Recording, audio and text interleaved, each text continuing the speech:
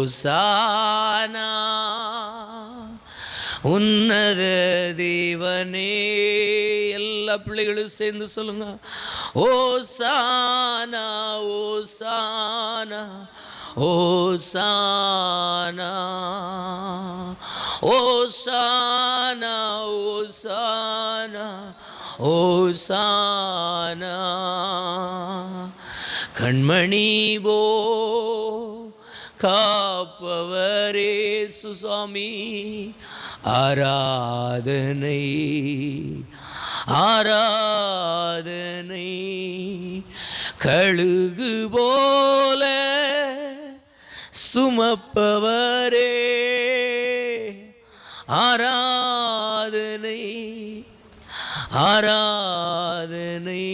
ஆமாண்டவரே, இதுவரைக்கும் எங்களை கண்ணின் மணி போல பாதுகாத்தவர், கழுகு போல எங்களை உம்முடைய தோள்களிலே சுமந்து கொண்டு வந்தவர்.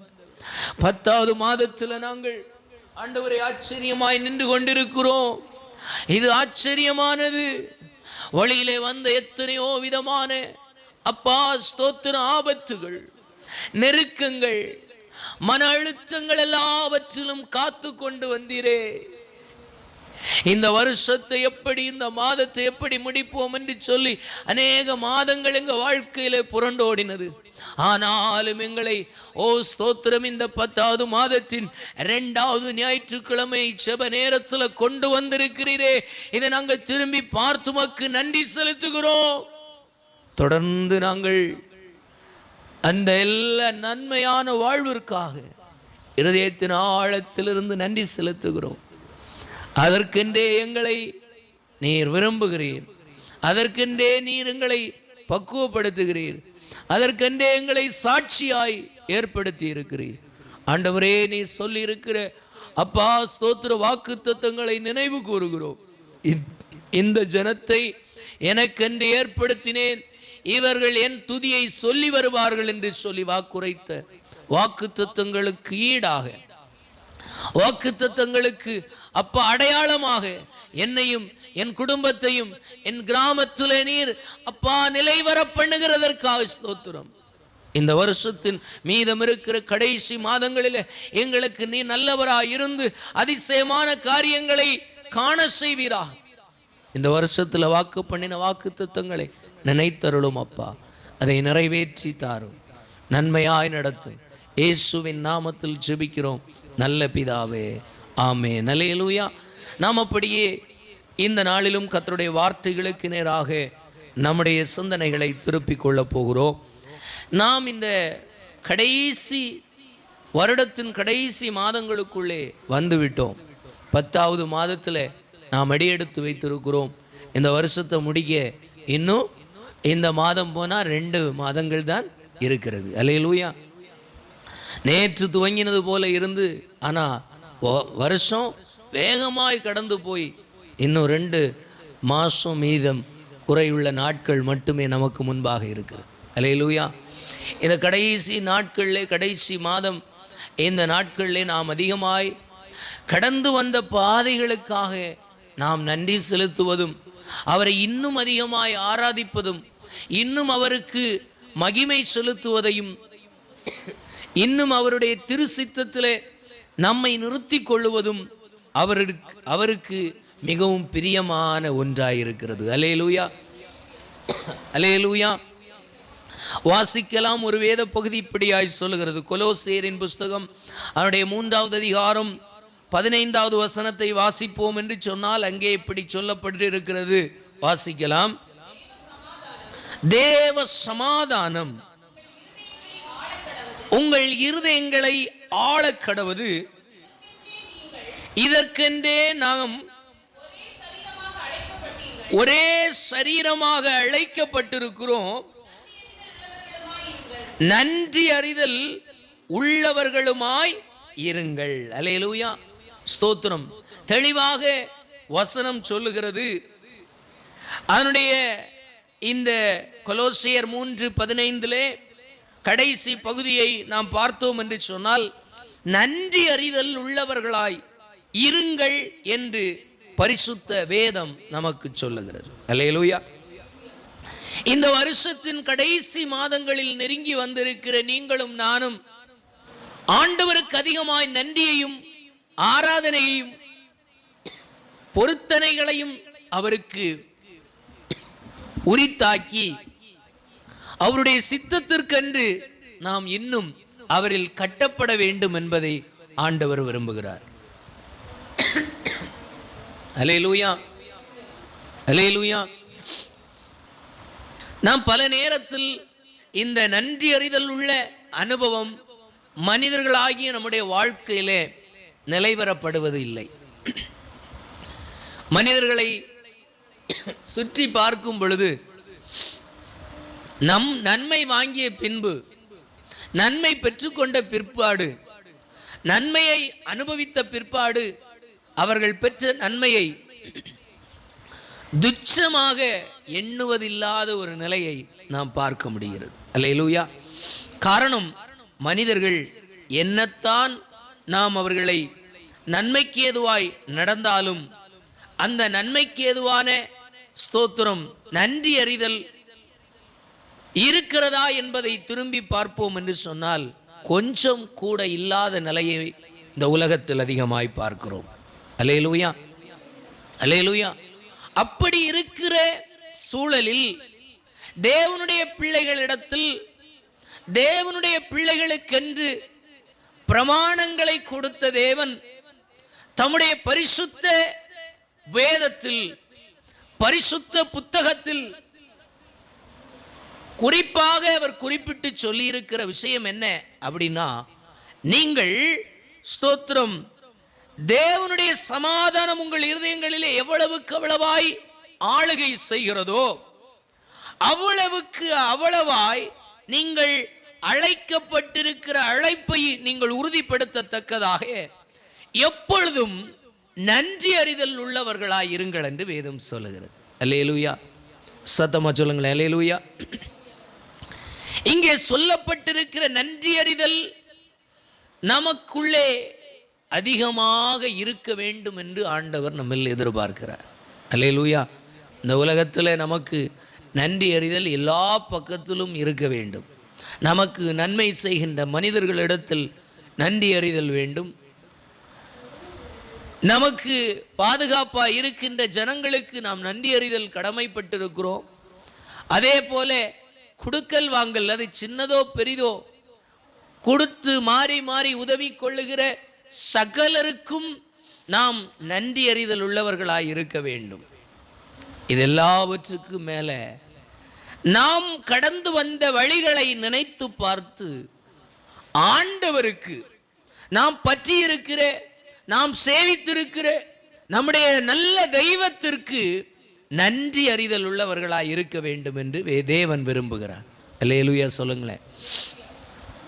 தேவனுக்கு எப்படியெல்லாம் நன்றி அறிதல் உள்ளவர்களாய் நாம் இருக்க வேண்டும் என்பதை சில காரியங்களை நாம் சிந்திப்பது நமக்கு நன்மையாய் இருக்கும். அல்லேலூயா.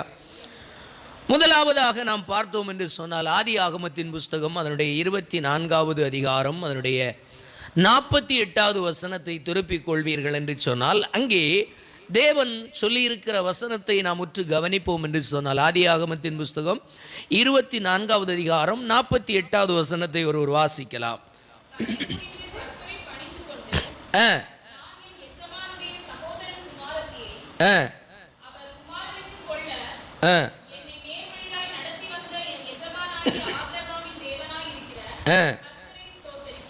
ஆமென், அல்லேலூயா. இங்கே நாம் பார்த்தோம் என்று சொன்னால் ஒரு சம்பவம் நடக்கிறது. எஜமானாகிய ஆபிரகாமுக்கு வேலைக்காரனாகிய எலியேசர் தன்னுடைய மகனுக்கு பெண் கொள்ளும்படிக்கு எஜமானிடத்திலே கட்டளை பெற்றுக்கொண்டு மாறி மாறி வாக்கு கொடுத்து அந்த உடன்படிக்கையின்படி அவன் தன்னுடைய எஜமானுக்கு பெண் கொள்ள கடந்து போகின்ற வழியிலே அவன் எத்தனை விதமான பிரச்சனைகளை சூழ்நிலைமைகளை சந்தித்தான் என்பதை குறித்து அங்கே சொல்லப்படவில்லை. அல்லேலூயா. நம்முடைய வாழ்க்கையிலே நம்முடைய தேவைகளுக்காக பல நேரம் போகின்ற வழியிலே நமக்கே இன்னைக்கு பலவிதமான குழப்பங்கள் இருக்கிறது. இது நல்லா இருக்குமா, அது நல்லா இருக்குமா அப்படின்னு சொல்லுகிறத தீர்மானிக்கிற இடத்துல நம்ம இன்னைக்கு இல்லை. அதை உதாரணமாய் பார்ப்போம் என்று சொன்னால், இன்றைக்கு ஒரு சில பொருட்களை கொண்டு வைத்துவிட்டு இது எது நமக்கு வேண்டும் என்று சொல்லி கேட்டால் பார்க்கும்போ எல்லாமே நமக்கு தேவையானதாகவே தெரியும். அல்லேலூயா. இதுதான் மனிதனுடைய இயல்பு. எதை பார்த்தாலும் நமக்கு வேண்டும் என்று சொல்லுகிறது மனிதனுடைய இயல்பு. இது எனக்கு இருக்கு அப்படின்னு சொல்லுகிற நிறைவு வராது. இருக்கிறது மட்டுமல்ல, இல்லாத விஷயத்திலும் கூட நாம் வாங்கினால் நமக்கு பயன்படவே பயன்படாது என்று சொல்லி இருந்தாலும் நமக்கு என்ன செய்வோம் என்று சொன்னால் வாங்கி அதை பத்திரப்படுத்தி வைத்திருக்கிறது தான் மனுஷனுடைய இயல்பு. அல்லேலூயா. அதனால 10 பொருட்களை வைத்து இதுல எது வேணும்னு சொன்னா மனசுக்குள்ள எல்லாமே கிடைச்சா எல்லாமே எடுக்கிறதுக்கு நல்லா தான் இருக்கு அப்படிங்கிறது தான் மனுஷனுடைய என்னது இருதயம். அதே போலத்தான் இங்கே ஸ்தோத்திரம் எலேசருக்குள்ளேயும் பலவிதமான போராட்டங்கள் இருந்திருக்கும். அப்போ ஒரு சாதாரணமான நம்முடைய தேவையிலே நாம் இது எனக்கு வேண்டும் என்று சொல்லுகிறத ஃபிக்ஸடா ஒரு விஷயத்துல என்ன செய்ய முடியல, பதிக்க முடியல. இதை பார்த்தோன்னே இது கிடைச்சா கொள்ளலாம், அதை பார்த்தோன்னே அது கிடைச்சா கொள்ளலாம், அதை பார்த்தோன்னே அது கிடைச்சா கொள்ளலாம். எல்லாத்துக்கு மேல நம்முடைய சிந்தையை என்ன பண்ணிட்டு இருக்கு, மாறி மாறி எல்லாத்தையும் இச்சித்து கொண்டே இருக்கிறது. அதுதான் மனுஷனுடைய இயல்பு. இப்போ எலியேசரோ எஜமானுக்காக, எஜமானுடைய மகனுக்காக பெண் கொள்ளும்படிக்கு போகின்றான். அல்லேலூயா. எலியேசரோ அவனுடைய நோக்கத்திற்காக போகவில்லை, இன்னொருவருடைய விருப்பத்திற்காக போகின்றார். அது எவ்வளவு பெரிய கஷ்டம் அப்படின்னா, நான் தான் சொன்னேன், நமக்கே இது கொள்ளாமா இது போதுமா அப்படின்னு சொன்னா ஒண்ணுலே நம்ம திருப்திப்படுற இருதயம் உடையவர்கள் அல்ல. காரணம் மனிதர்கள் அப்படிதான். அல்லேலூயா.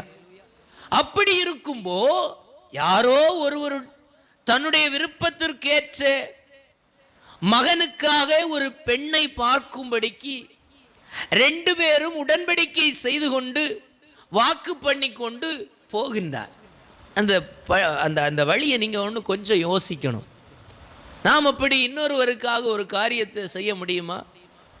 என்னதான் பெஸ்ட்டாக கொண்டு வந்து கையில் கொடுத்தாலும் வாங்கி பார்த்துட்டு என்ன சொல்லுவாங்க, இது இப்படி இருந்தால் நல்லா இருக்கும், இது இப்படி இருந்தால் நல்லா இருக்கும், இது இப்படி இருந்தால் கொஞ்சம் இப்படி இருந்திருந்தா நல்லா இருக்கும். இப்படி பலவிதமான கருத்துக்களை சொல்லுகின்ற நிலையில் உள்ள மனிதர்களிடத்தில் நாம் வாசம் பண்ணி கொண்டிருக்கிறோம். அல்லேலூயா. அப்போ திருப்திப்படுத்தவே முடியாது. அல்லேலூயா. ஸ்தோத்திரம்.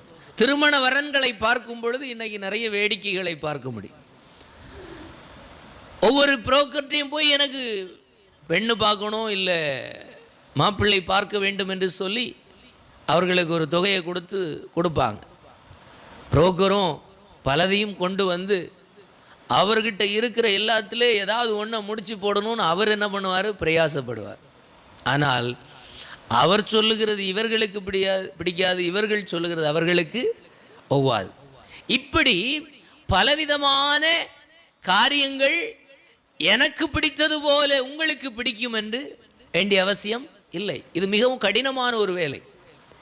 இன்னொருவருக்காக, இன்னொருவருடைய மகனுக்காக அவர் மனதில் இருக்கிறதை போல ஒரு பெண்ணை பார்க்கும்படிக்கு தன்னுடைய வேலைக்காரன், ஆபிரகாமுடைய வேலைக்காரன் எலியேசர் போகின்றார். போகிற வழி எந்த மனுஷனும் திருப்திப்படுத்த முடியாத ஒரு வேலை. அல்லேலூயா. ஆனால் அந்த அவனுடைய பயணத்தை தேவன் நடத்தினபடியினாலும், தேவன் அவனோடு கூட வழிகாட்டினதினாலும் அந்த அவனுடைய பயணம் வெற்றியாய் முடிந்தது. அல்லேலூயா. சொல்லுங்களேன், கைகளை தட்டி ஆண்டவருக்கு நன்றி சொல்லுவோமே. அல்லேலூயா. இன்னொருவருடைய பிள்ளையுடைய எதிர்காலத்திற்காக ஒரு பிள்ளையை பார்க்கும்படிக்கு எஜமானுக்கு ஏற்ற விருப்பத்திற்கு ஏற்றபடியே ஒரு குமாரத்தியை பெண் கொள்ளும்படிக்கு அவன் போகின்றான். போகிற வழி எப்படி இருந்திருக்கும் அப்படின்னா, ஸ்தோத்திரம், மிகவும் மன அழுத்தங்களும் மன கவலைகளும் மன குழப்பங்களும் நிறைந்த ஒரு வேலை. அல்லேலூயா. ஆனாலும் அவன் பயணித்தான். அங்கே ஒரு காரியத்தை அந்த வசனம் தெளிவாய் சொல்லுகிறது. அதனுடைய 48வது வசனம் தெளிவாய் சொல்லுகிற விஷயம் என்ன? அவன் சொல்லுகின்றான், என் வழி நான் பிரயாணப்பட்ட நேரம் முதல் என் எஜமானுடைய சகோதரன் குமாரத்தியை அவர் குமாரனுக்கு கொள்ள என்னை நேர்வழியாய் நடத்தி வந்த என் எஜமானாகிய ஆபிரகாமின் தேவனாயிருக்கிற கர்த்தரை ஸ்தோத்தரிக்கிறேன். அல்லேலூயா. இப்போ எலியேசர் போகும்போது அவனுடைய வழி எப்படி இருக்கும்னே தெரியல. ஆனால் அவன் போன காரியத்தின் படியே செவ்வையாய் நிறைவேறினது. அல்லேலூயா. அப்போ எலியேசருக்கு ஒன்று தெரிகிறது, எந்த மனுஷனையும் திருப்திப்படுத்த முடியாது என்பதை நல்லா அறிந்துதான் போகிறான். ஆனால் அவனுடைய வாழ்க்கையில போன காரியம் எந்த குழப்பமும் இல்லாம, எந்த வழி பிதற்றல்களும் இல்லாம, எந்த திசை திருப்புதல்களும் இல்லாம நேர் வழியாய் கடந்து செல்லுகிறான். அல்லேலூயா சொல்லுங்களேன்.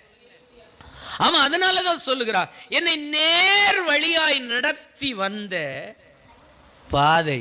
அவன் சொல்லுகின்றான், இது நான் வந்த பாதை இல்லை. அதனாலதான் அவன் சொல்லுகிறான், என்னை நேர் வழியாய் நடத்தி வந்த ஆபிரகாமின் தேவன். அல்லேலூயா, அல்லேலூயா. எனக்கு அவருடைய மனசுல இருக்கிற விருப்பத்திற்கேற்ற பெண்ணை கொண்டு விடுவேனா என்று சொல்லுகிற குழப்பம் இருக்கிறது. நான் போகிற பயணம் வெற்றியா முடியுமான்னு குழப்பம் இருக்கு. ஆனாலும் அந்த குழப்பத்தின் ஊடாக நான் நடந்து செல்லுகின்றேன். போய் பார்ப்போம். எஜமான் சொல்லி இருக்கிற வேலையை செய்ய கட்டளை பெற்றிருக்கிறேன், வாக்கு கொடுத்திருக்கிறேன். அந்த வாக்கை நிறைவேற்றும்படிக்கு ஆண்டவரை முன்வைத்து அவருடைய விருப்பத்துக்கு ஏற்ற காரியம் நடக்க நான் பயணிக்கிறேன். பயணம் எப்படி இருக்கும்னு தெரியாது, எந்த வழியா போனோன்னு தெரியாது. ஆனால் அவன் சொல்லுகின்றான், எல்லா காரியங்களும் அவன் விரும்பினதற்கு மாறாக, அவன் நினைத்ததற்கு மாறாக, எந்த அலைச்சல்களும் இல்லாம துரிதமாக வேகமாக எலியேசருடைய வாழ்க்கையின் அந்த பயணம் நிறைவு பெற்ற உடனே அவன் சொல்லுகின்றான், என்னை நேர் வழியாக நடத்தி வந்த ஆபிரகாமின் தேவனுக்கு ஸ்தோத்திரம். அல்லேலூயா. இப்ப நீங்களும் நானும் ஒன்றை புரிந்து கொள்ள வேண்டும். நம்முடைய வாழ்வின் பயணங்கள் நமக்கு பல நேரம் தெரியாது, நம்முடைய வாழ்வின் போக்குகள் பல நேரம் தெரியாது. ஆனால் நம்மை அழைத்திருக்கிற தேவனோ ஒரு திட்டத்தை வைத்திருக்கிறார். அந்த திட்டத்தின் வழியிலே நம்மை வலது இடதுபுறம் சாயாமல், எந்த குழப்பங்களும் இல்லாமல் நம்மை நேர் வழியாய் இந்த வருடத்தின் 10 மாதங்களை நம்மை நடத்தி வந்திருக்கிறார் என்று சொன்னால், அந்த நல்ல தெய்வத்திற்கு நீங்களும் நானும் நன்றி சொல்ல கடமைப்பட்டிருக்கிறோம். அல்லேலூயா. நம்முடைய வாழ்க்கையை திரும்பி பார்ப்போம்னா, இது நடக்குமா நடக்காதான்னு சொல்லி எத்தனையோ காரியங்கள் இருந்தது. ஆனால் இன்னைக்கு அது நடந்ததுனால அது நடந்த காரியம் கூட மறந்தவர்களாக நாம் ஆண்டவரே எதற்கு செய்தார் என்று சொல்லுகிறதுக்கு கூட நம்ம பல நேரம் அப்படிப்பட்ட காரியங்களை தேடி நோக்க முடியாமல் இருக்கிறது. அல்லேலூயா. காரணம் என்ன?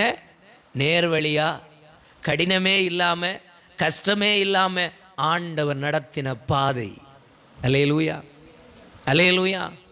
குழப்பமா வந்திருந்தா நாம் அந்த காரியத்திற்காய் கதறி இருப்போம், போராடி இருப்போம், வேதனைப்பட்டிருப்போம், அநேக நாட்கள் ஆண்டவர் சமூகத்தில் உபவாசித்து காத்திருப்போம்.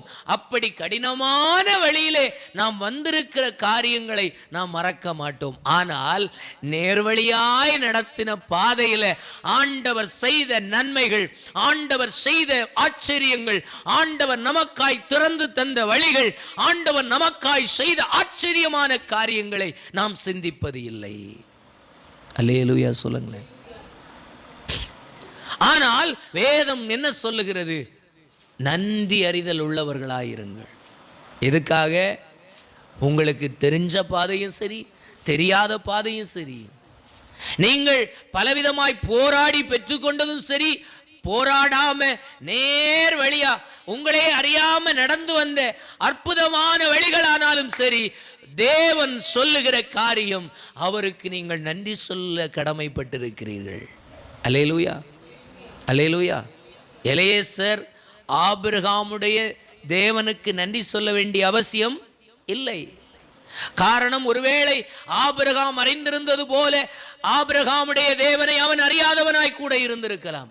ஏனென்று சொன்னா குறிப்பிட்டு சொல்லுகிறான். அப்படின்னா, ஆண்டவரே என்னை நடத்தினீரே அதுக்காக நன்றின்னு டைரக்டா சொல்லாம அவன் சுத்தி வளைச்சு எங்க சொல்லுகிறான்? நான் வந்த காரியம் எந்த பிசகலும் இல்லை, எந்த குழப்பங்களும் இல்லை, எந்த கவலையும் இல்லை, எந்த ஸ்தோத்திர அங்கலாய்ப்பு இல்லை, நேர் வழியாக நான் வர வேண்டிய இடத்துக்கு சரியா வந்தேன். சத்தமா சொல்லுங்களேன். அல்லேலூயா. தெரியாத பயணம், அறியாத ஊரு, ஆபிரகாமுடைய குடும்பத்தை அறியாத நபர். அப்படி இருந்தும் அவன் நடந்து போன வழியின் பிரயாணத்தை முடிக்கும்போ அவன் அறிந்து கொள்ளுகிறான், ஆபிரகாம் சொன்னபடியே, சொன்ன இடத்திலேயே, சொன்ன குடும்பத்திலேயே நான் வந்திருக்கிறேன். இது தேவன் என்னை நேர்வழியா நடத்தின வழிதான் அப்படின்னு சொல்லுகிறத உறுதியாய் விசுவாசித்தா. அதனால தான் அவன் சொல்லுகிறான், நான் வந்த வழி எப்படி இவ்வளவு நேர்த்தியா வந்தேன், எப்படி இந்த நேர் பாதையில வந்தேன், எந்த இடத்திலையும் வலது இடதுபுறம் சாயாம நேர நான் வர வேண்டிய வீட்டுக்கு சரியா வந்தேன் என்பதை அவன் ஆராய்ந்து பார்க்கும்போது அவன் சொல்லுகின்றான், ஆபிரகாமின் தேவன் என்னை நேர் வழியாய் நடத்தி கொண்டு வந்திருக்கிறார். அல்லேலூயா.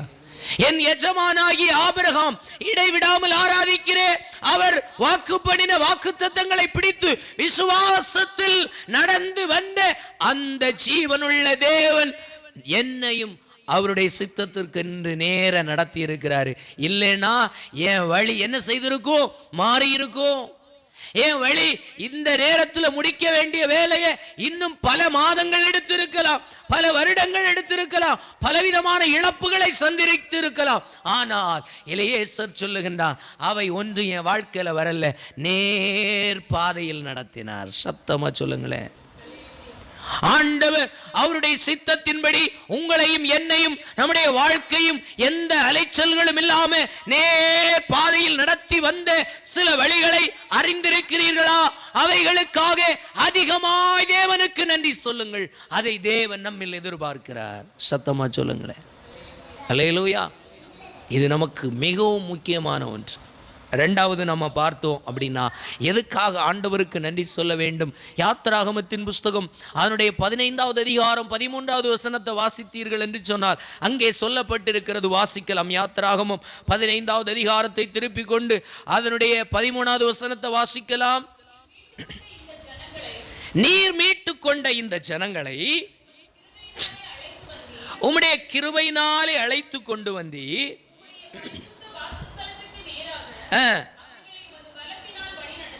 பலத்தினால் நீர் வழி நடத்தினீர். அல்லேலூயா. இரண்டாவதாக, ஏன் ஆண்டவருக்கு நாம் நன்றி அறிதல் உள்ளவர்களாய் இந்த கடைசி நாட்களில் இருக்க வேண்டும் என்று சொன்னார். இரண்டாவது, இந்த நம்ம வாசித்த வசனத்தில் சொல்லப்பட்டிருக்கிறது, அவர் எப்படி நடத்தினாராம்? பலத்த கரத்தினாலே. அல்லேலூயா, அல்லேலூயா. அவர்களை உமது பலத்தினால் வழி நடத்தினீர். யாரே? ஸ்தோத்திரம். நீர் மீட்டு கொண்ட இந்த ஜனங்கள், இஸ்ரவேல் ஜனங்கள் பல ஆண்டுகளாக எகிப்தின் அடிமைத்தனத்தில் அடிமைகளாய் இருக்கிறார்கள். அவர்கள் சுதந்திரமாய் வாழ முடியவில்லை, சுதந்திரமாய் எந்த காரியத்தையும் செய்ய முடியவில்லை. ஆனால் அவ்விடத்திலிருந்து தேவன் தம்முடைய வல்லமையான கரத்தை விளங்க பண்ணி, தேவன் தம்முடைய வல்லமையான கிரியைகளை விளங்க பண்ணி அவர்கள் அடிமைப்பட்டு இருந்த இடத்திலிருந்து விடுவித்து நலமும் நல்லதும் விசாலமும் நன்மையும் நிறைந்த ஆசீர்வாதமான தேசமாகிய கானான் தேசத்திற்கு இந்த ஜனங்களை ஆண்டவர் கொண்டு வருகிறார். அப்படி கொண்டு வந்த தேவன் அவர்கள் வழியில எல்லாம் எப்படி நடத்தினாராம்? தம்முடைய பலத்தினால் நடத்தினார். அல்லேலூயா. எலியேசர் சொல்லும்போது சொல்லுகின்றான், என்னுடைய எஜமானாகிய ஆண்டவர் என்னை நேர நடத்தினார். குழப்பமே இல்லாம நான் வர வேண்டிய வழியில கரெக்டா வந்தேன். அதனால என்னை நேர் வழியில நடத்தின ஆபிரகாமின் தேவனுக்கு ஸ்தோத்திரம். இங்க ரெண்டாவது நம்ம பார்த்தோம் அப்படின்னா, அவர் அடிமைத்தனத்திலிருந்து விடுவித்து தம்முடைய ஜனத்தை கொண்டு வந்தாரு. அப்படி கொண்டு வந்த ஜனங்களை நேர கொண்டு வந்து என்ன செய்தார் அப்படின்னா, அவர்களை அவருடைய பலத்த கரத்தினாலே வழி நடத்தினார். அல்லேலூயா. அவர்களை வழி நடத்திய பாதை எப்படி இருந்துச்சு? இதை தாண்டவே முடியாதுன்னு இருந்துச்சு. ஒருபுறம் எகிப்தின் ராஜா பார்வோன் யுத்தம் செய்யும்படி வருகின்றான். பலத்த கரத்தினால தான் அவன் வீட்டுக்குள்ள இருந்தே புறப்பட்டான். உன்னை விடவே மாட்டேன்னு சொல்லி சவால் விட்டு நின்றான். ஆனால் அற்புதங்களை பலதை செய்து ஆண்டவரோ இந்த அடிமைத்தனத்தில் இருக்கிற ஜனங்களோடு ஆண்டவர் இருக்கிறார் என்று சொல்லுகிற பலத்த செய்கைகளை பார்வோன் பார்த்தான். ஆனால் பார்வோன் அப்படி பார்த்தும் அவர்களை விடாதபடிக்கு பார்வோனுடைய இருதயத்தை கடினப்படுத்தி தேவன் வைத்திருந்தார். எதுக்காக அப்படின்னா, தேவன் தம்முடைய பலத்த கைகளை இன்னும் விளங்க செய்யும்படிக்கு ஆண்டவர் அவன் இருதயத்தை கடினப்படுத்தினார். ஆனா கடினப்படுத்த அற்புதங்கள் நடந்து கொண்டே இருந்தது. ஆனா கடைசியாக இவன் இனியும் பிடிச்சு வைக்க முடியாதுன்னு சொல்லுகிற இடத்துல வரும்போ ஆண்டவர் 10வது அற்புதம், பார்வோனுடைய வீடுகள் எங்கும் தலை பிள்ளை சங்காரத்தை கட்டளையிட்டார். அல்லேலூயா. எல்லா வீட்டிலையும் அழுகுரல், தலைச்சன் பிள்ளை சங்காரம் ஒரு ராத்திரியில பார்வோனுடைய அத்தனை வீடுகளிலே நடைபெற்ற பொழுது, இனி இவர்களை நம்ம பிடிச்சு வச்சிருந்தா நமக்கே ஆபத்து என்று சொல்லி போக சொன்னவன் இவர்கள் எல்லாத்தையும் எடுத்துட்டு போறாங்க. போற வழியிலே செங்கடல் நிற்கிறது முன்பு. செங்கடலை கடக்க என்ன செய்வதென்று சொல்லி குழம்பி நிற்கிற வேளையில திருப்பியும் பார்வோனுடைய இருதயம் என்ன பண்ணுகிறது? இவர்களை கேட்க யார் இருக்கிறார் என்று சொல்லி இந்த ஜனத்தை மறுபடியும் யுத்தம் செய்து அவர்களை பலவான்களை அழித்து அவர்களை மறுபடியும் அடிமைப்படுத்தும்படிக்கு பார்வோன் பலத்த சேனைகளை அனுப்பி அவர்களை சிறையாக்கும்படிக்கு அனுப்புகிறான். ஆனால் வழியிலோ அவர்களோடு கூட இதுவரைக்கும் வெறுமையா இருந்தது போல அவர்கள் இல்லை. பலத்த கிரியைகளை செய்கிற பலத்த தேவன் அவர்களோடு இருந்தபடினால மறுபடி பார்வோனால அவர்களை என்ன செய்ய முடியல, மேற்கொள்ள முடியவில்லை. ஆண்டவரை பார்த்து கூக்குரலிட்டார்கள் இஸ்ரவேல் ஜனங்கள். ஆண்டவர் மோசேயை பார்த்து சொன்னார், உன் கையில இருக்கிற கோலை செங்கடலுக்கு நேர நீட்டினான். செங்கடல் வழி பிளந்து விட்டது. அந்த செங்கடலின் நடுவில் 2 பக்கமும் தண்ணி ஒதுங்கி நிற்கிறது. அந்த செங்கடலுக்கு நடுவில் உலர்ந்த தரைவரியாக இஸ்ரவேல் ஜனங்கள் பயணிக்கிறார்கள். இதை பார்த்த சகல பார்வோனுடைய சேனைகளுக்கும் அவங்க போற வழியில நாமும் போய் தான் பார்ப்போமேன்னு சொல்லி போனார்கள். வழியிலே நடு கடலிலே சிக்கி கொண்ட பொழுதோ இஸ்ரவேல் ஜனங்கள் கடந்து போய்விட்டார்கள். ஆனால் இந்த இஸ்ரவேல் ஜனங்களை அடிமைப்படுத்தும்படிக்கு வந்த பார்வோனால நடு கடலை விட்டு தாண்ட முடியல. காரணம், அவர்கள் கொண்டு போன குதிரைகளும் குதிரைகளுக்கு வைக்கப்பட்டிருந்த சகல அந்த அந்த அந்த குதிரைகளிலே இப்படி பயணிக்க வேண்டும் என்று வைத்திருந்த சகல அந்த குதிரைகளுக்கு மேல போடுகின்ற எல்லா வஸ்திரங்களும் அவிழ்ந்து போனது. ஆனபடியினாலே அதை சரிப்படுத்துறதிலே இரவு முழுவதும் போராடினார்கள். போராடி போராடி அதையும் நிறுத்த முடியல, தண்ணியையும் கடக்க முடியல. நேரம் காலதாமதமான பொழுது இஸ்ரவேல் ஜனங்கள் கடந்து போய்விட்டார்கள். அதே இடத்துல அந்த தண்ணீர் இருபுறமும் நின்றது, மறுபடியும் வந்தது. அதே பலவான்களாகிய பார்வோனுடைய சேனையும் சேனை வீரர்களும் யுத்த வீரர்களும் அதே கடலுக்குள்ளே மூழ்கி தோற்று போனார்கள். அல்லேலூயா. அப்போ இஸ்ரவேல் ஜனங்கள் பலவீனர்கள் தான். ஆனால் இஸ்ரவேல் ஜனங்களை அந்த பலவீனமான இடத்திலிருந்து வெளியே கொண்டு வந்தவர் பலனுள்ளவர். அல்லேலூயா. அதனால தான் இந்த வசனம் சொல்லுகிறது, யாத்திராகமம் 15வது அதிகாரம் 13வது வசனம் சொல்லுகிறது, நீ மீட்டுக்கு வந்த இந்த ஜனங்களை உம்முடைய கிருபையினால் அழைத்து வந்து உம்முடைய பரிசுத்த வாசஸ்தலத்துக்கு நேராக அவர்களை உமது பலத்தினால் நீர் என்ன பண்ணினீர்? வழி நடத்தினீர். அல்லேலூயா. அப்ப இரண்டாவது, பலத்தினால் வழி நடத்திய பிரமாணத்துக்கு எதிராக ஒன்றும் சொல்லவில்லை, அவர் மௌனம் காத்து நிற்கின்றார். அந்த வேளையில் ஒரு மாற்றம் சம்பவிக்கிறது. அதுவரைக்கும் கையில கம்பும் தடியும் கல்லும் வச்சிருந்தவ கல்லையும் கம்பையும் போட்டுட்டு ஓடி போனான். என்ன காரணம்?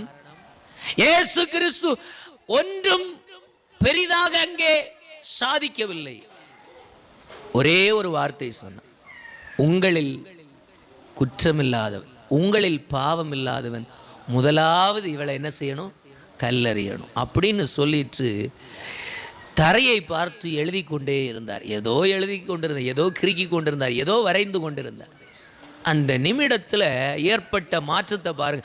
அதுவரைக்கும் இவளை நாங்கள் பிடித்து விட்டோம், இவளை கொன்றாக வேண்டும், காரணம் மோசேயின் நியாயப்பிரமாணம் இதை சொல்லுகிறது, இதையே நமக்கு போதிக்கிறது என்று சொல்லி வைராக்கியமாய் நின்று கொண்டிருக்கிற ஒரு கூட்டம். ஆனா இயேசு இந்த வார்த்தையை சொன்ன மாத்திரத்தில் கையில இருந்த தடியையும் போட்டுச்சு, கையில எடுத்த கல்லையும் தூர போட்டுச்சு. அவர்கள் அத்தனை பேரும் அந்த இடத்தை விட்டு கடந்து சென்றார். அல்லேலூயா, அல்லேலூயா, அல்லேலூயா. அப்போ இயேசு கிறிஸ்து அவர்கள் உள்ளான இருதயங்களிலே, அவருடைய உள்ளான வாழ்க்கையில் இருந்த பாவங்களை நன்றாய் அறிந்திருந்தார். சத்தமா சொல்லுங்களேன், அல்லேலூயா. அவங்களுக்கு சுட்டி காண்பித்தால் அவர்களுக்கு தெரியாது. ஐயா பாவத்துல இருக்கிற ஐயா நீ அப்படின்னு சொன்னா இன்னைக்கு அநேகருக்கு தெரியல. பாவம் உனக்குள்ளே இருக்கிறது என்று சொல்லி சுட்டி காண்பித்தால் இன்றைக்கு உணர்வில்லை. ஐயா நீங்கள் போகிற பாதை பாவம் நிறைந்தது, பேசுகிற வார்த்தைகள் பாவம் நிறைந்தது, சிந்திக்கிற எண்ணங்கள் பாவம் நிறைந்திருக்கிறது, யோசிக்கிற யோசனைகள் பாவத்தினால் உண்டாயிருக்கிறது என்று சொன்னார் மனிதன் ஏற்றுக்கொள்வதில்லை. ஆனால் அநேகருக்குள்ளே அடுத்தவர்கள் செய்கின்ற காரியங்களை குறித்து குற்றம் பிடித்து அவர்களை அழிக்கும்படிக்கு, அவர்களை எப்படி ஆகிலும் குற்றவாளிகளாய் மாற்றும்படிக்கு கற்களையும் தடிகளையும் எடுத்து ஆட்களை எல்லாம் கூட்டிட்டு தெரு தெருவா தெரிந்து கொண்டிருக்கிறார்கள். தன்னுடைய வாழ்வின் ஆழத்தை பார்க்க நேரமில்லை. அல்லேலூயா. இன்றைக்கு இயேசு கிறிஸ்துவோ அவர்கள் உள்ளான இருதயத்தையும் உள்ளான நிலைமைகளையும் தெளிவாய் அறிந்து கொண்டு ஒரே ஒரு வார்த்தை சொன்னார், உங்களில் குற்றமில்லாதவன் முதலாவது கல்லறிய கடவன் என்று சொன்ன மாத்திரத்தில் அவர் யாரையும் பார்க்கல, யாரையும் குறித்து நீ இந்த பாவத்தில் இருக்கிறேன்னு சொல்லல. மௌனம் காத்து தலை குனிந்து தரையில் ஏதோ கிறுக்கி கொண்டிருக்கிறார். ஒரு சில நிமிடங்களிலேயே அங்கே கூடியிருந்த மகா திரளான ஜனங்கள் அவ்விடத்தை விட்டு கடந்து சென்று போய்விட்டார்கள். காரணம், அவர்களுக்குள்ளே இருந்த பாவத்தை அவர்கள் உணரத்தக்க விதத்தில் தேவனுக்குள் இருந்த மனதுருக்கம் அவர்களை அசைத்தது. அல்லேலூயா. அவர்களுக்குள் இருக்கிற பாவத்தை அவர்கள் அறிந்திருக்கவில்லை, அவர்களுக்குள் இருக்கிற சுமைகளை அவர்கள் அறிந்திருக்கவில்லை, அவர்களுக்குள் இருக்கிற அநேக விதமான பாவத்தினால் உண்டான பாவத்தில் கற்பம் தரித்த கிரியைகளையும் எண்ணங்களையும் அவர்கள் சிந்தை உணரவில்லை, அவருடைய இருதயம் உணரவில்லை. அவர்களுடைய புத்தி அவர்களுக்கு காண்பித்துக் கொடுக்கவில்லை. மாறாக இயேசு கிறிஸ்துவின் இந்த ஒரு வார்த்தை அவர்களுக்குள்ளே பெரிய குற்ற உணர்ச்சியை கொண்டு வந்து, நானும் பாவி, எனக்குள்ளேயும் பாவம் இருக்கு அப்படின்னு சொல்லி ஓடி போய்விட்டான். அல்லேலூயா.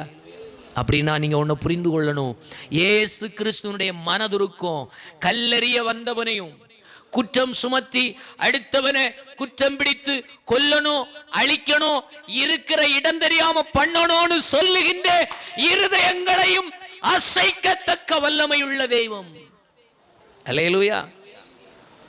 இந்த உலகத்துல மதத்துக்காக, தன்னுடைய ராஜ்யத்துக்காக ஜனங்களை தூண்டிவிட்டு கிரியை செய்கிற தெய்வம் அல்ல இயேசு கிறிஸ்து. மனதை மாற்றும்படிக்கு, பாவத்திலையும் சாபத்திலையும் வாழ்க்கை முறையற்ற வாழ்க்கைகளையும் சீர்படுத்தும்படிக்கு, அப்படிப்பட்ட வாழ்க்கை முறைகளை குற்றபோதம் குற்ற உணர்ச்சியை உண்டு பண்ணி நான் பாவி என்று சொல்லுகின்ற அந்த பாவ உணர்வை நமக்குள்ளே உண்டாக்கி நாம் எங்கே இருக்கிறோம் என்பதை தெளிவாய் நமக்கு காண்பித்துக் கொடுக்கிற ஒரு தெய்வம். அல்லேலூயா, அல்லேலூயா. அப்படிப்பட்ட கிரியைகளை எனக்காகவும் உங்களுக்காகவும் இந்த தேசத்திற்காகவும் செய்ய இன்றைக்கும் அவர் கிரியை செய்து கொண்டே இருக்கிறார். அல்லேலூயா. அடுத்தவர்களை பிடித்து, அடுத்தவர்கள் குற்றங்களை எடுத்து, அடுத்தவர்களுடைய காரியங்களை எல்லாம் எடுத்து ஆள் கூட்டத்தை சேர்த்து எப்படி ஆகிலும் கல்லறிந்து கொண்டு போட வேண்டும், பிரமாணம் அதை சொல்லுகிறது என்று சொல்லி ஒரு கூட்டம் அடிக்கும்படிக்கு, அழிக்கும்படிக்கு, கொல்லும்படிக்கு எழும்பும்போ, அப்படிப்பட்ட கொல்லுகிற அழிக்கிற கூட்டத்தையும் மாற்றத்திற்குள்ளே நடத்துகின்ற ஒரு நல்ல தெய்வம் நம்முடைய இயேசு. அல்லேலூயா. இந்த மாற்றத்தை இந்த உலகத்தில் எந்த மனுஷன் கொண்டு வர முடியும்? எந்த மனிதன் ஏற்படுத்த முடியும்? ஏற்படுத்தவே முடியாது. ஆனா இயேசு கிறிஸ்துவோ கொஞ்ச நேரத்தில் கண்ணை மூடி திறந்து பார்க்கும்போ அந்த ஸ்திரீயினிடத்தில் கேட்கின்றார், உன்னை யாரும் கல்லெறியவில்லையா என்று கேட்கும்போ அதனுடைய 11வது வசனம் ஒருக்க கூட வாசிக்கலாம். இல்லை ஆண்டவரே, என்னை கல்லறிய ஒருவனும் வரவில்லை. காரணம், அவர்களுக்குள்ளே இருந்த பாவத்தை இதுவரைக்கும் அவர்கள் அறியாமல் இருந்தார்கள், இதுவரைக்கும் அவர்கள் உணராதிருந்தார்கள், இதுவரைக்கும் அவர்களுக்குள்ளிருந்த ஸ்தோத்திரம் அயோக்கியத்தனத்தை, பிற்போக்குத்தனத்தை உணர முடியாமல், காண முடியாமல் இருந்தார்கள். அவர்களுடைய இருதயம் இருளடைந்து விழுந்தபடியினாலே அவர்களால் அதை பார்க்க முடியல. ஆனால் நீரோ எனக்காக பரிந்து பேசின பொழுது அவர்கள் தங்கள் உள்ளத்துக்குள்ளே உணர்வடைந்தார்கள், தங்கள் இருதயத்துக்குள்ளே மாற்றமடைந்தார்கள், அவருடைய இருதயத்துக்குள்ளே ஒரு பெரிய வித்தியாசத்தை உணர்ந்தார்கள். எனவே அவர்கள் குற்றபோதம் உடையவர்களாக, குற்ற உணர்ச்சி உடையவர்களாக எடுத்த கல்லையும் எடுத்த தடியையும் விட்டுவிட்டு அவர்கள் தங்கள் வாழ்க்கையை நோக்கி புறப்பட்டு சென்று விட்டார்கள். அல்லேலூயா. சத்தமா சொல்லுங்களேன், அல்லேலூயா. இன்றைக்கும் இயேசு கிறிஸ்து இதை நம்முடைய வாழ்க்கையிலே செய்ய விரும்பி வந்து நிற்கிறார். அல்லேலூயா. நம்முடைய வாழ்க்கையை ஒன்று திரும்பி பாருங்கள். எத்தனையோ கரடு முரடுகள், எத்தனையோ ஸ்தோத்திரம் சொல்லி மாள முடியாத அளவிற்கு, சொல்லி விவரிக்க முடியாத அளவிற்கு தேவனுக்கு பிரியமற்ற தாறுமாறுகள் முடியல. எப்படி பரிசுத்தமாய் வாழுவது, எப்படி ஆண்டவரே உமக்காய் நிற்பது முடியல. ஆனா இன்றைக்கு அப்படிப்பட்ட சூழ்நிலைமையில நீங்களும் நானும் வாழும் பொழுது, அப்படி வாழுகின்ற அந்த வாழ்க்கையிலே பலரும் கம்பும் தடியை எடுத்துட்டு வரலாம். இன்றைக்கு ஆண்டவர் தெளிவாய் சொல்லுகின்றார், அப்படிப்பட்ட மனிதர்களை கூட மாற்ற இமை பொழுது அவருடைய வல்ல கரத்தினால் முடியும், மனிதனால் முடியாது. அல்லேலூயா, அல்லேலூயா. ஏன் அப்படின்னா அவருக்குள் ஜீவன் இருக்கிறது. அவருக்குள் என்ன இருக்கு? ஜீவன் இருக்கிறது. அவருக்குள்ள உயிர் இருக்கு. அதனால அது அநேகரை உயிர்ப்பித்துக் கொண்டே இருக்கும். பழையவனை புதிதாய் மாற்றும், பாவியை பரிசுத்தவானாய் மாற்றும், எதிர்க்கிறவனே எதிராய் நிற்கிறவனே ஆண்டவர் அனுகூலமாய் மாற்றக்கூடிய வல்லமை அவருக்கு உண்டு. அவருடைய புய பலத்துக்கு முன்பு மனிதன் எம்மாத்திரம். அல்லேலூயா. இன்னைக்கு மனிதன் பல நேரத்தில் சவால் விட்டு சொல்லலாம், நான் யார் தெரியுமா, என்ன எவனும் மாற்றவே முடியாதுன்னு சொல்லலாம். அப்படி சொன்ன எத்தனையோ பெரிய பெரிய மனிதர்கள் இந்த இயேசு கிறிஸ்துவுக்கு முன்ன நிக்க முடியல. அல்லேலூயா. இந்த இயேசு கிறிஸ்துவின் அன்புக்கு முன்னாடி நிக்க முடியல. இன்றைக்கு வேதத்தை தூக்கி ஆண்டவருடைய வார்த்தைகளை சொல்லிக் கொண்டிருக்கிற நானும் அதுக்கு ஒரு சாட்சி. அல்லேலூயா, அல்லேலூயா. இந்த இயேசு கிறிஸ்துவுக்காக நான் வாழ்ந்தவனும் அல்ல, இதற்காக பின்னாடி ஓடினவனும் இல்லை. கடுமையாய் ஆண்டவரை விமர்சித்தவன், கடுமையாய் ஆண்டவரை வசைப்பாடினவன். அப்படி இருந்த என்னையே என் ஆண்டவர் தேடி வந்தாரானால், என் வாழ்க்கையை மாற்றினாரானால், ஸ்தோத்திரம். இன்றைக்கு பல நேரத்தில் நம்ம முடியவே முடியாது, இவையெல்லாம் மாறவே மாட்டான்னு சொல்லுகிற மனிதர்களும் மாற்றப்படுகிற இடத்துல அவராலே கிரியை செய்ய முடியும். காரணம், அவருக்குள் ஜீவன் இருக்கிறது. அல்லேலூயா. அவர் ஏதோ நம்மளை போல சாகும்படிக்கு வந்தவர் அல்ல, அவர் செத்தவைகளையும் உயிர்ப்பிக்கும்படிக்கு வந்தவர். அவர் இன்றைக்கும் உயிரோடு இருக்கிறார். இயேசு கிறிஸ்து நேற்று இன்று நாளை என்றென்றைக்கும் மாறாதவராய் இருக்கிறார். அவர் நேற்றும் இருந்தார், இன்றைக்கும் இருக்கிறார், நாளைக்கு இருக்க போகிறார். நான் ஒருவேளை இன்றைக்கு இருக்கிறேன், நாளைக்கு இல்லாமல் போகலாம். ஆனால் மனிதர்களை மாற்றுகின்ற, சுபாவங்களை மாற்றுகின்ற, பாவி என்று சொல்லுகிற இடத்திலிருந்து பரிசுத்தவானாக, பரிசுத்தவாட்டியாக மாற்றுகின்ற தேவன் உயிரோடு கூட இருக்கிறார் என்பதை மறந்து போகாதே. அல்லேலூயா, அல்லேலூயா. எந்த மனிதனையும் பாவத்திலிருந்தும் படுகுழியிலிருந்தும் எந்த இயலாமையிலிருந்தும் தூக்கி எடுக்க அவரால முடியும், அவருடைய வல்லமையால முடியும். காரணம், அவர் நமக்காக மனதுருகி கொண்டிருக்கிறார். நமக்கு தெரியல நம்முடைய பாவம், நமக்கு தெரியல நம்முடைய பிரச்சனை, நமக்கு தெரியல நம்முடைய பலவீனம். ஆனால் அவர் நன்றாய் அறிந்திருக்கிறார். காரணம், நம்முடைய பாவங்களுக்காக, நம்முடைய பலவீனங்களுக்காக, நம்முடைய குறைவுகளுக்காக, நம்முடைய ஸ்தோத்திரம் அறியாமைகளுக்காக அவர் அனுதினமும் நம்முடைய ஆழங்களை அறிந்து நமக்காக கண்ணீர் வடித்துக் கொண்டிருக்கிறார். அப்படியே கண்களை மூடுவோமா?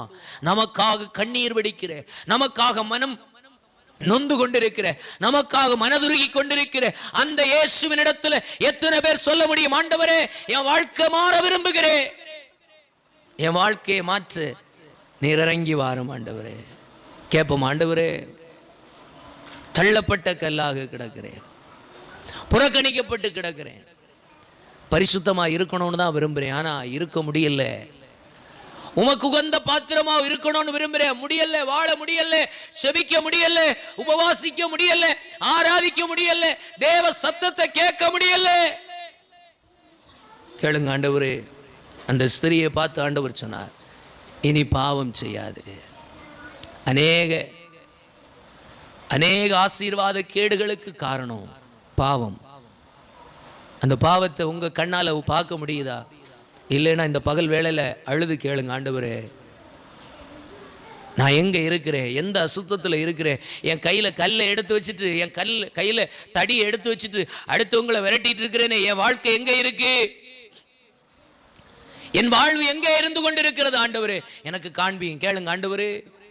அடுத்தவர்களை எல்லாம் சொல்லிக்கொண்டு அப்படியே தப்பிச்சு போயிட்டே இருக்கிறோம்னு சொல்லுகிற இடத்துல பயணிச்சுட்டு இருக்கிறோம். ஆனால் இன்றைக்கு ஆண்டவர் சொல்லுகிறார், இல்லே, உடைய வாழ்க்கை எங்க இருக்கிறது என்பதை இன்றைக்கு ஜீவனுள்ள இயேசு கிறிஸ்துவினிடத்துல கேட்டு பெற்றுக்கொள். வாழ்க்கை மாறும், வாழ்க்கை மாறும், வாழ்க்கை பரிசுத்தமா மாறும், வாழ்க்கை நன்மையா மாறும், வாழ்க்கை சந்தோஷமா மாறும், வாழ்க்கை விசாலத்திலே மாறும். ஆண்டவரை பார்த்து எத்தனை பேர் கேட்க போறீங்க, ஆண்டவரே என்னை மாற்றும், ஆண்டவரே என் வாழ்க்கையை மாற்றும், ஆண்டவரே என் குடும்பத்தை மாற்றும், என் வாழ்க்கையில் ஆண்டவரை விட முடியாத பாவங்கள் அநேகம் இருக்கு, அவைகளை விடக்கூடாதபடிக்கு போராடி கொண்டிருக்கிறேன். ஓ ஸ்தோத்திரம். அங்கே அந்த ஸ்திரியை பார்த்து சொன்னார், ஸ்தோத்திரம், நான் உன்னை தண்டனைக்கு உட்படுத்துவதில்லை, தண்டிக்கணும் தண்டிக்கணும்னு ஒரு கூட்டம் தேடுது, ஆனால் ஆண்டவரோ உன்னை தண்டிக்கும்படிக்கு அல்ல. அவர் சொல்லுகின்றார், இனி பாவம் செய்யாதே, இது வரைக்கும் நடந்தது போட்டும், இது வரைக்கும் கடந்து போனது போட்டும், இது வரைக்கும் எல்லாம் போதும், எல்லாவற்றுக்கும் முற்றுப்புள்ளி வைத்து பாவம் இனி செய்யாதே. அவருடைய அன்பு அதை மட்டும்தான் சொல்லுகிறது.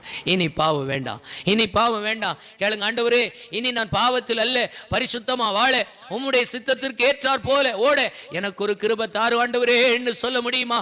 கைகளை உயர்த்தி சொல்லுங்க, ஆண்டவரே. ஓ, இருக்கிற இடத்துல எழும்பி நின்று ஆண்டவரை பார்த்து சொல்லும், ஆண்டவரே என் பாவங்கள் என்னை விட்டு அகற்றுவீராக.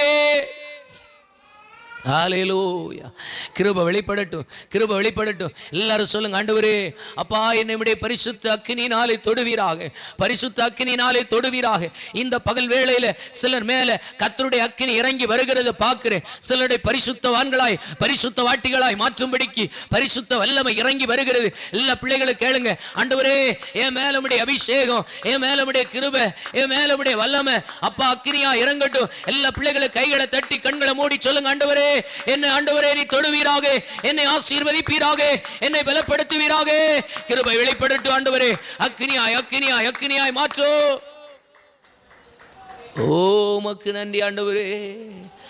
பலவான்கள் கண்கள் முன்பாக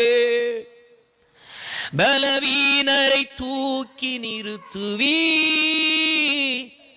ஓ பலவான்கள் கண்கள் முன்பா பலவீனரை தூக்கி நிறுத்து நீ. பலகணிகள் திறந்து பரலோக பலத்தா பலவீனன் என்னையும் நிறைத்திடுவீ.